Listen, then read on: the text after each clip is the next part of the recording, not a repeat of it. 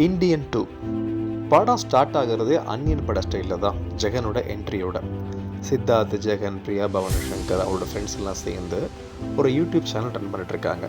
இந்த யூடியூப் சேனலில் மக்களோட பிரச்சனைகளை நையாண்டித்தனமான வீடியோக்களாக அப்லோட் பண்ணி மக்களோட பேராதரவோட ரன் பண்ணிட்டுருக்காங்க.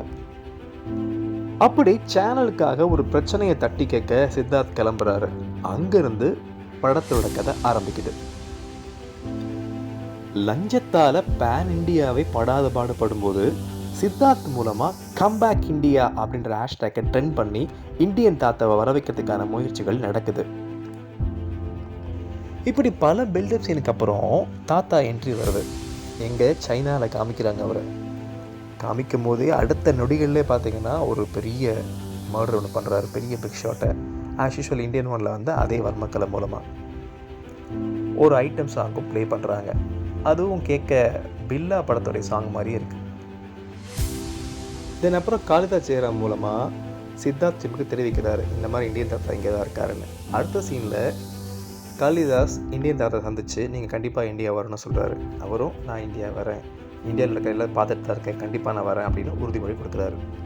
தென் அப்புறம் என்ன, நம்ம எதிர்பார்த்த மாதிரி அந்த தாத்தா வர சாங் வருது. ரொம்ப மாதம் அந்த சாங் இருக்குது. அந்த லொக்கேஷன் ஆகட்டும், டான்ஸ் ஆகட்டும், பாடம் விதமாகட்டும், மியூசிக் ஆகட்டும், எல்லாமே வேறு லெவலுங்க.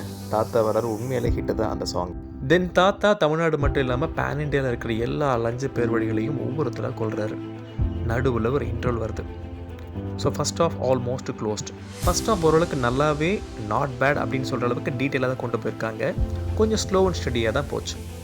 வாங்க செகண்ட் ஹாஃப் பற்றி பேசலாம். செகண்ட் ஹாஃப் ஸ்டார்ட் ஆகுது. ஃபஸ்ட் ஹாஃபில் தாத்தா யாரெல்லாம் கொன்னாரோ அதுக்கான என்கொயரிஸ் ஸ்டார்ட் பண்ணுறாங்க போலீஸ். தென் அப்புறம் தாத்தா FB லைவில் வராரு. எல்லா இளைஞர்கள்கிட்ட பேசுகிறாரு. நீங்கள் தான் இனிமேல் நாட்டை நடத்தணும். அதாவது உங்கள் வீட்டில் நிறைய பிரச்சனைகள் இருக்கலாம், உங்கள் வீட்டில் யாரும் தப்பு பண்ணலாம், அப்பா, அம்மா, தம்பி, தங்கச்சி, ஃப்ரெண்ட்ஸ், யார் தப்பு பண்ணாலும் நீங்கள் அவங்கள தட்டி கேட்கணும். சட்டத்தின் முன்னாடி தகுந்த ஆதாரத்தோடு நீங்களே நிப்பாட்டணும். அப்போ தான் லஞ்சம் மட்டும் இல்லை, எல்லா பிரச்சனைக்கும் தீர்வு கிடைக்குன்னு சொல்கிறாரு. அதை கேட்டு எல்லா இளைஞர்களும் தன்னோட அப்பா, அம்மா அப்படின்னு யாரையுமே பார்க்காம ஆதாரத்தை திரட்டி குடும்பங்களோட பிரச்சனை வந்தாலும் பரவாயில்ல சொல்லிட்டு ஒவ்வொருத்தராக அரசாங்கத்துக்கு முன்னாடி காட்டி கொடுத்து ஜெயிலுக்கு அனுப்புகிற மாதிரி கதை நகருது. சித்தார்த்தும் தன்னுடைய அப்பாவை காட்டி கொடுக்குற பிரச்சனையில் தன்னுடைய அம்மாவை இறந்துடுறாரு. அவங்க அம்மா இறந்து போயிடுறாங்க.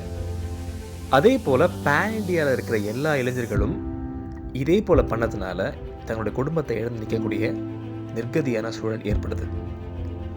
ஒரு கட்டத்தில் கம்பேக் இண்டியன் அப்படின்னு சொன்ன ஒட்டுமொத்த இந்தியாவும் சேர்ந்து கோபேக் இண்டியன் அப்படின்ற ஹேஷ்டேக்கை ட்ரெண்ட் பண்ணுது. ஒட்டுமொத்த இந்தியாவும் சேர்ந்து தாத்தாவுக்கு எதிராக கிளம்புறாங்கிறாங்க. எப்படியா தாத்தாவை பிடிச்சி கொடுக்கணும், கொல்லணும் அப்படின்ற மாதிரி இந்தியா முழுசுமே அவரை தேறிக்கிட்டே இருக்குது, துரத்திக்கிட்டே இருக்குது. போலீஸும் ஒரு பக்கம் துரத்திக்கிட்டே இருக்காங்க. கடைசியில் என்ன ஆச்சு கிளைமேக்ஸ்? மாட்டிக்கிட்டாரா இல்லையா, மாட்டிக்கிட்டு மறுபடியும் தப்பிச்சிட்டாரா இல்லைன்றத கதை. இந்த படத்தில் பாசிட்டிவாக பார்த்தீங்கன்னா கமல் சாருடைய பர்ஃபார்மன்ஸ், நடித்த எல்லா நடிகர்களுடைய பர்ஃபார்மன்ஸ் செம்மையாக இருந்தது. ரவிவர்மன் சாருடைய டிஓபி நல்லாவே பண்ணியிருந்தார். வசனங்கள் ஜெயமோகன், கபில் வைரமுத்து சார், லக்ஷ்மி சரவணகுமார் நல்லாவே எழுதியிருந்தாங்க.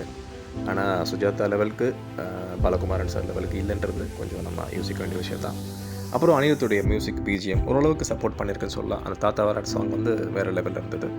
தென் அனிருத்துடைய மியூசிக் ஆகட்டும், பிஜிஎம் ஆகட்டும், சாங்ஸ் ஆகட்டும், ஏற்கனவே நம்ம பார்த்த ரோபோ அன்பில் அஜித்துடைய சாங்ஸ் அதை ஞாபகப்படுத்தாமல் இல்லை.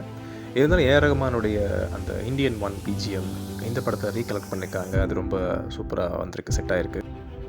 எனக்கு தெரிஞ்சு சூப்பர் ஸ்டார் ரஜினி சாருடைய காட்சிகளை இந்தியன் 2ல் தான் ஃபஸ்ட் டைம், அதாவது கமல் சாரோட படத்தில் பார்க்க முடிஞ்சது. அதுவுமே நல்லாவே ஒர்க் அவுட் ஆச்சு.